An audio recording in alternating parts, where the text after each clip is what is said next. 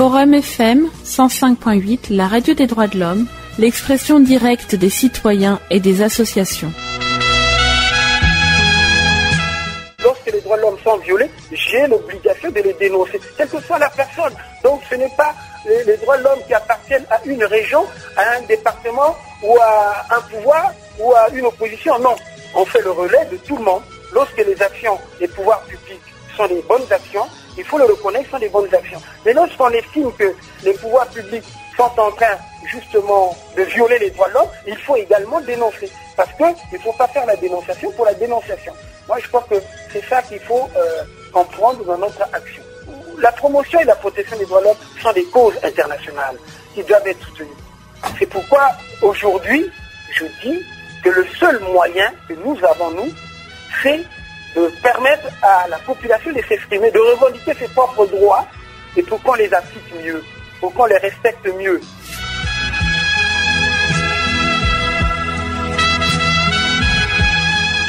Le pouvoir judiciaire, un des principaux piliers de la République, jouit totalement de son indépendance. L'état de droit est prôné.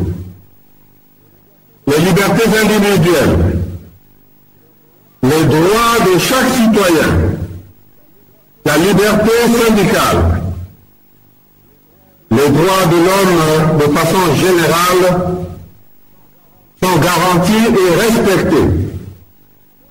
Personne dans notre pays ne peut être arrêté ni inquiété pour ses opinions.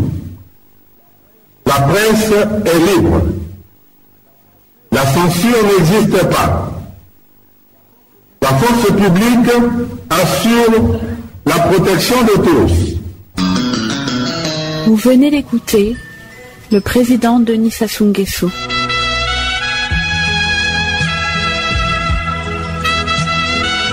Le peuple appréciera.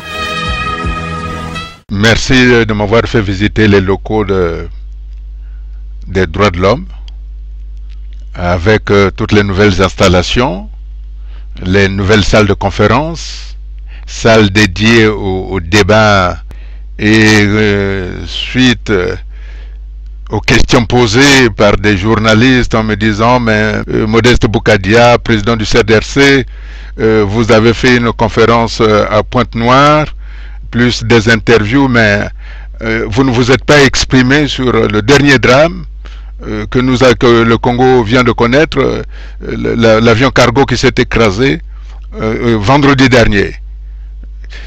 Oui, effectivement, nous sommes en droit de nous interroger. Nous sommes en droit de nous interroger pourquoi, à la suite de ce drame, il pleuvait certainement, que le gouvernement était obligé de nier son existence, ça disant que nous ne savons pas d'où il vient et on ne sait pas de quelle compagnie il s'agit. Il s'agit quand même d'un avion cargo. Un avion cargo, c'est-à-dire un avion qui est capable de transporter tout et rien. Mais sur le tout, pour les gens qui ont l'esprit mal tourné, peuvent dire, tiens, le président Sassou était en Union soviétique, il est revenu, et il y a un avion cargo qui s'écrase. Alors, ils peuvent dire, mais est-ce qu'il est allé chercher des armes ou quoi?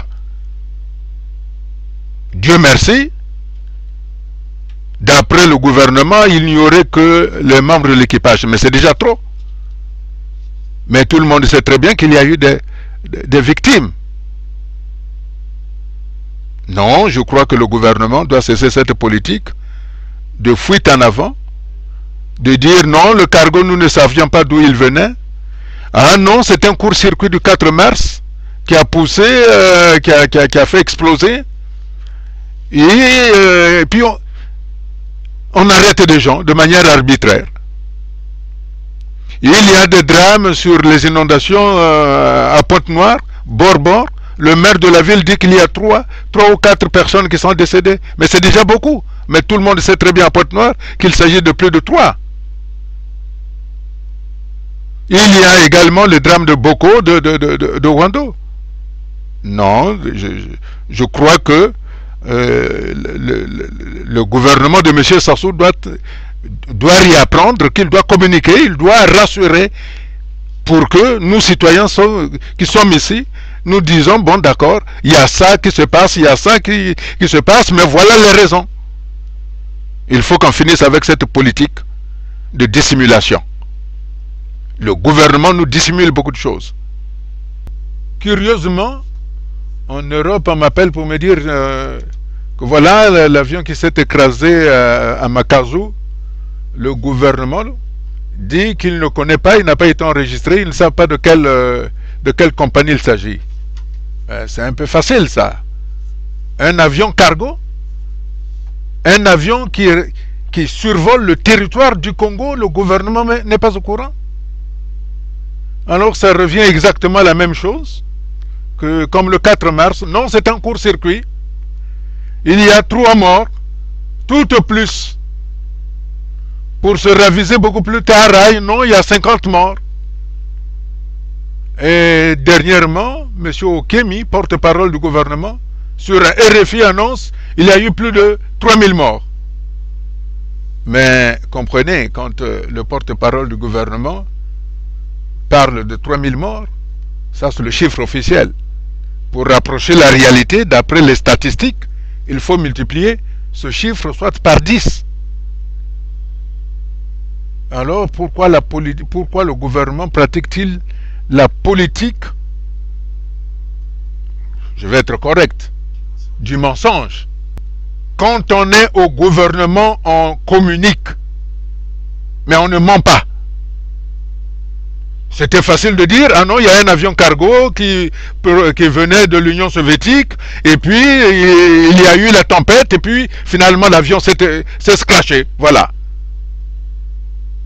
Et puis on pleure nos morts. Et j'en profite pour présenter des condoléances à toutes les familles qui ont perdu les leurs dans cet accident. Même si le gouvernement dit que c'était que les membres de l'équipage. Nous présentons donc les condoléances aux familles des membres de l'équipage. Mais nous savons qu'il y a eu des victimes. C'est comme à Pointe-Noire, vers le bord, il y a eu l'inondation. Le maire se vertue à prendre la télévision d'État en disant « Filmez 3 morts ». Comme si aujourd'hui c'est 3 morts seulement. Mais 3 morts, 3 Congolais, c'est déjà beaucoup. Bon, la question qui peut se poser, si j'avais une langue bien pendante, mais je ne l'ai pas, je ne le dirai donc pas. Est-ce que cet avion cargo dont le gouvernement ignore la provenance, venait-il de l'Union soviétique, puisque le président est allé là-bas? Je m'interroge, mais c'est la population qui s'interroge parce que je l'ai entendu dans la rue. Ah, mais le président était en Union soviétique et puis il y a des cargos. Si le gouvernement communiquait, la population ne se poserait pas de questions.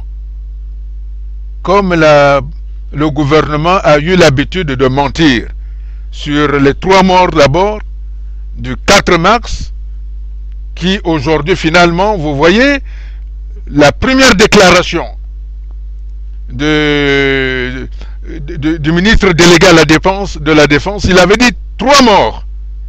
Monsieur Okemi à RFI a dit 3000 morts. Vous voyez, de 3, on a multiplié par 1000 pour avoir un chiffre. Ce qui veut dire que ce que M. Okemi a dit, il faut encore multiplier par 10. Aujourd'hui, donc, petit à petit, on voulu 3, 300, 3000, et puis bientôt peut-être 30 000, 300 000. Enfin, c'est très douloureux. Nous pensons que la politique qui consiste à aller de mensonge n'est pas une bonne politique.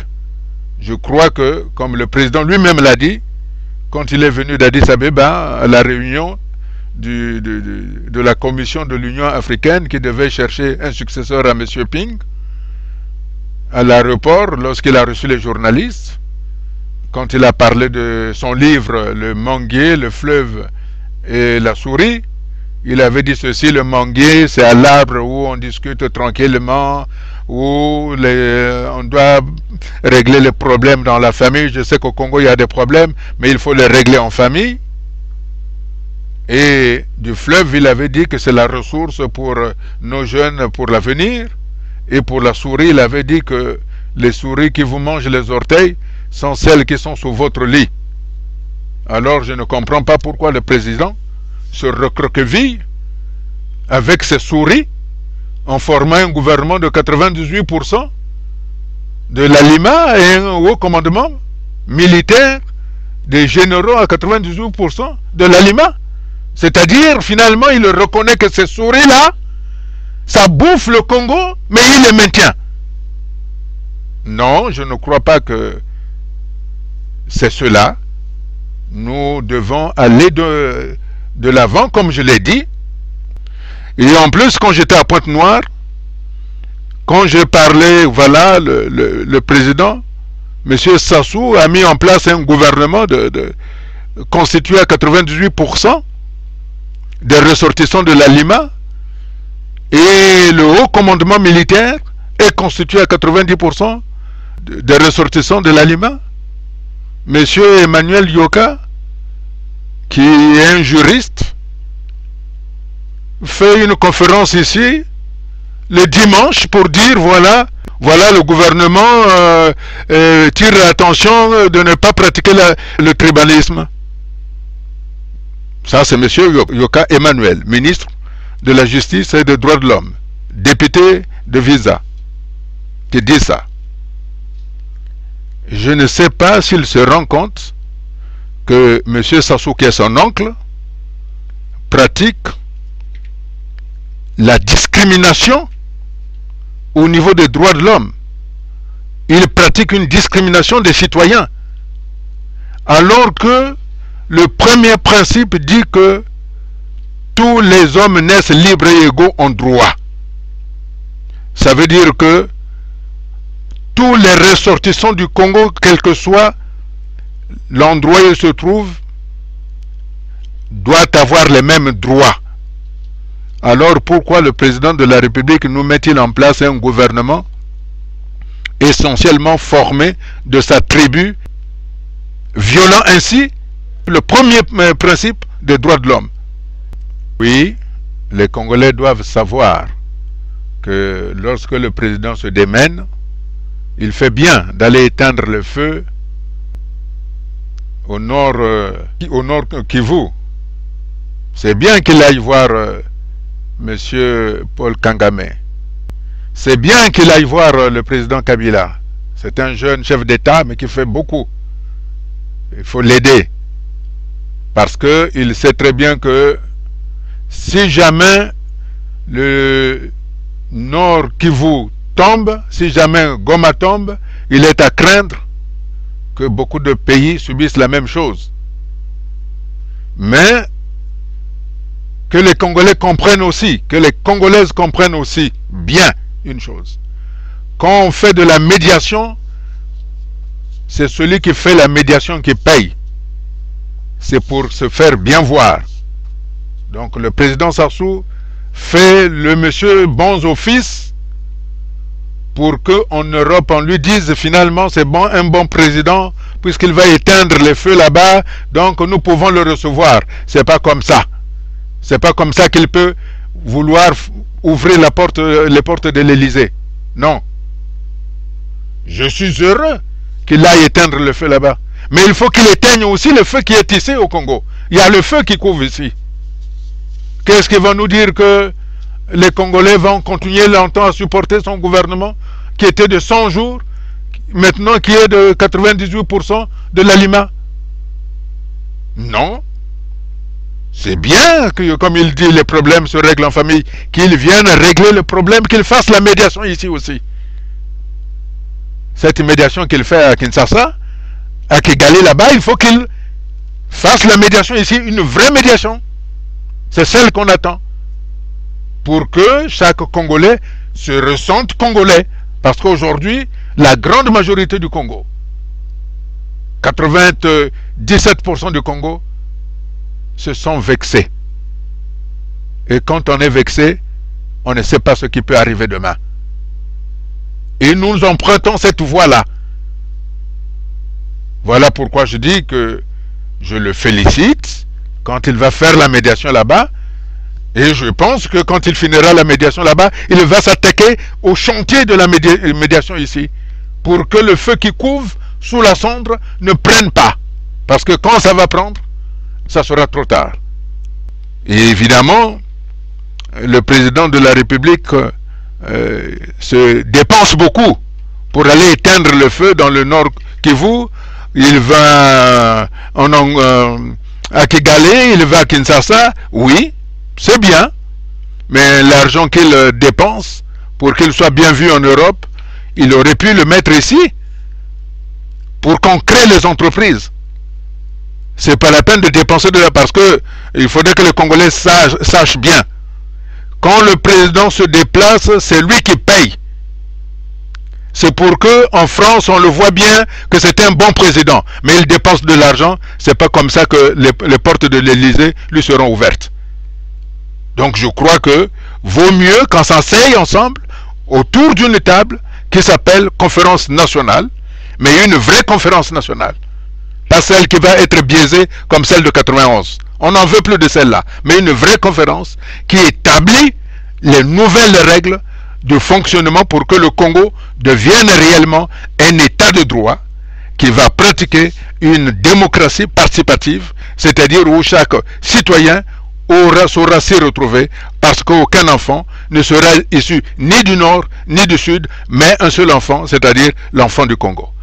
C'est pour ça que nous pensons que ce que le président de la République fait, en nommant un gouvernement à 98% des ressortissants de l'ALIMA et 98% du haut commandement est issu de l'ALIMA, est une violation flagrante. Et en effet, on le constate. Je ne sais pas, moi j'ai des militants, même moi-même, cette fois où je fais un tour au centre-ville, quand tout le monde s'arrête de travailler, curieusement il est difficile d'avoir des bus pour aller dans la partie nord du pays parce que tout le monde travaille. Mais à Bakongo c'est vide. Et les gens même à midi pour venir à Bakongo, les chauffeurs de taxi ne viennent pas parce qu'il n'y a personne. Et j'ai entendu dire aussi, et ça s'est vérifié, qu'il y a des enfants qui ont moins de 15 ans, qui sont au collège, qui sont au lycée, qui sont dans la fonction publique. C'est quoi ce pays? Non. Finalement, je vois que le président de la République a gardé son idée à l'époque quand j'étais secrétaire général, chargé de l'organisation du mouvement patriotique congolais, tant M. Aloïs Moudi-Leno Masengo était président, et le vice-président c'était M. Kondi Akala. Quand le président s'assoit sur ça, il appelait M. Kondi Akala en disant « Reviens où tu vas, faisons la réconciliation interne-nordiste ». Donc aujourd'hui, le président, en mettant son gouvernement et son haut commandement issu de sa tribu, met en place la République du Nord-Congo. Il met les raisons pour que le Congo se divise. Et ça, c'est pas bien. D'autant plus que il doit le savoir, puisque c'est son métier de s'informer. Qu'en Europe, il y a beaucoup de partisans de la division de la partition du Congo en deux parties. Mais nous ne sommes pas d'accord là-dessus. C'est pour ça que je pense que j'ai toujours demandé, attention, cette politique-là va nous amener à les dérives. Parce que personne n'aurait imaginé que le Sud-Soudan pouvait se séparer du Nord-Soudan. Personne ne pouvait imaginer que le nord du Mali pouvait poser problème. C'est pour ça que j'ai argumenté récemment que les États généraux n'étaient pas la solution.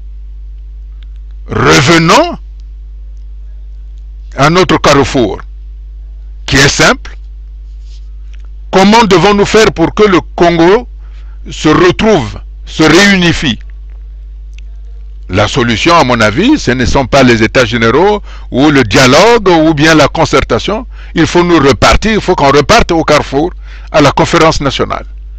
Mettons en place une conférence nationale qui va examiner l'ensemble des problèmes. Parce que, contrairement à ce que pensent ces généraux ou ce gouvernement, M. Sassou va mourir. Hein? Il n'est pas éternel. Même Jésus, qui était immortel, a fini par mourir. Hein? Donc M. Sassou finira par mourir. Et il n'y aura pas un Sassou bis. Alors je crois que, en homme politique, M. Sassou doit penser à l'avenir. Mettons en place une conférence nationale, et c'est de là que nous allons mettre en place un gouvernement d'union nationale qui va permettre au Congo de se retrouver pour qu'ensemble, le Nord et le Sud, nous soyons unis, pour qu'enfin on ne parle plus que la partie Nord, la partie Sud, mais que le Congo, dans son intégralité, se retrouve. Voilà la voie. Sinon, si nous ne faisons pas ça, il est à craindre que le lobby qui est en train de travailler en Europe pour la partition du Congo aura raison. Et moi, je ne suis pas d'accord. Alors, je tends la main à M. Sassou, qui est un aîné en politique, qu'on doit s'asseoir, qu'on mette en place les conditions optimales qui nous permettra pour que le nord du pays et le sud du pays travaillent ensemble, comme à l'époque, le président Fulbert Yolo, Jacques Opango et Félix Tshisekedi. Voilà notre avenir. Il me reste le plaisir de remercier Maître Maurice Massengo Tchassé, qui est un grand avocat des droits de l'homme. En tant qu'avocat des droits de l'homme, il ne peut pas me contredire sur la discrimination des citoyens. Je crois que il ne peut qu'aborder dans mon sens, parce qu'il a été, c'est comme ça qu'il est formé, c'est pour ça qu'il se bat. Je félicite également tous ceux qui travaillent avec lui et de tout le travail qu'ils ont fait ici, et j'ai bon espoir que Maître Aimé Emmanuel Yoka, enfant de Maître Moudi Léono Massengo, des hommes de droit, des hommes sauront saisir ça pour expliquer au président de la République qu'il est en train de faire fausse route. Le Congo est un et indivisible, la République est une et indivisible. Mettons en place la politique de la non-discrimination des citoyens. Par rapport à la situation internationale immédiate de notre grand voisin, la RDC, je félicite une fois de plus le président de la République d'être parti là-bas, mais je le féliciterai davantage lorsqu'il va régler le problème du Congo. Le président a dit qu'il y a des problèmes. Quand il y a des problèmes dans la famille, on les règle.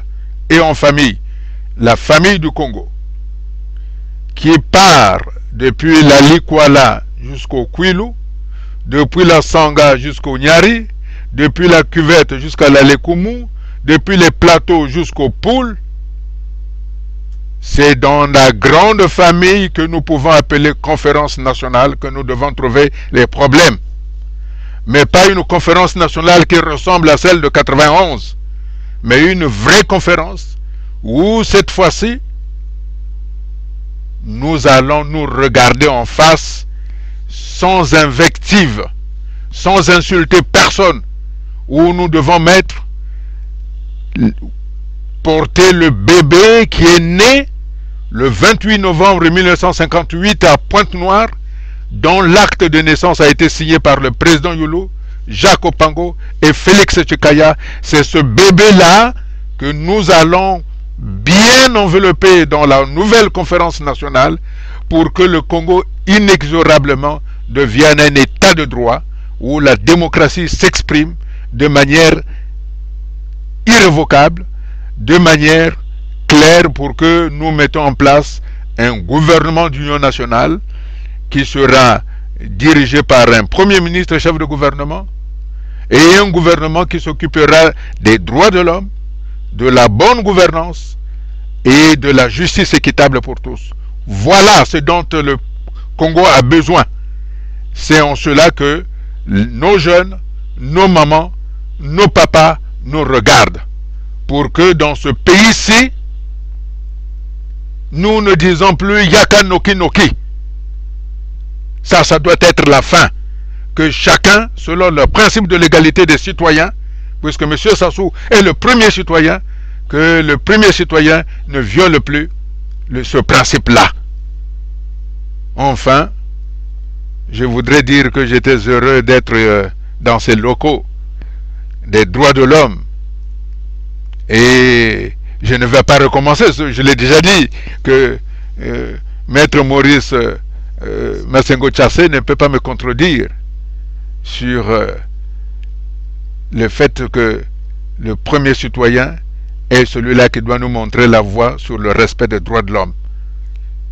Monsieur Emmanuel Yoka, juriste, ministre des droits de l'homme, doit veiller à ce que son oncle ou son neveu nous amène vers la République une et indivisible qui est le Congo de nos ancêtres. Je vous remercie. Merci.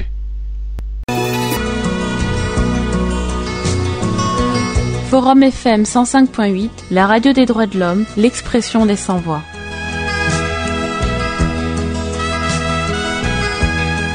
Les Africains doivent condamner la gouvernance dynastique qui viole le principe de l'article 21 de la Déclaration universelle des droits de l'homme. Cet article dispose que toute personne a le droit de prendre part à la direction des affaires publiques de son pays, soit directement, soit par l'intermédiaire de représentants librement choisis. Toute personne a droit à accéder, dans des conditions d'égalité, aux fonctions publiques de son pays. La volonté du peuple est le fondement de l'autorité des pouvoirs publics. Cette volonté doit s'exprimer par des élections honnêtes qui doivent avoir lieu périodiquement au suffrage universel égal et au vote secret ou suivant une procédure équivalente assurant la liberté du vote.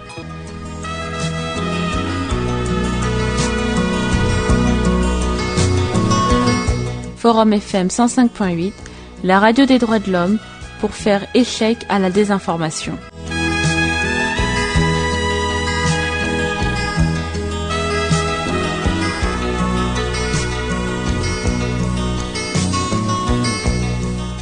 Forum FM 105.8, la radio des droits de l'homme, l'expression des sans-voix.